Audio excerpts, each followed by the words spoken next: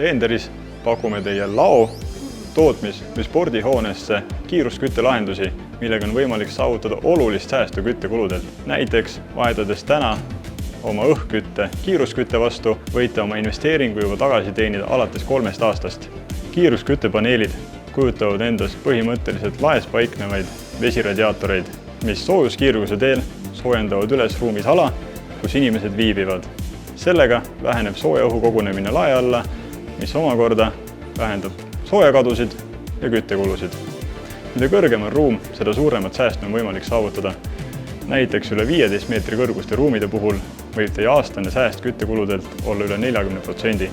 Täiendavat säästu on võimalik saavutada ruumi õhutemperatuuri vastavalt vajadusele juhtides. Näiteks kui inimesi ruumides ei ole, võib hoida temperatuuri mitu kraadi madalamana ja enne, kui nad naasevad, seda kiiresti taastada. Kiirusküttega on temperatuuri muutumine ruumis peaaegu hetkeline.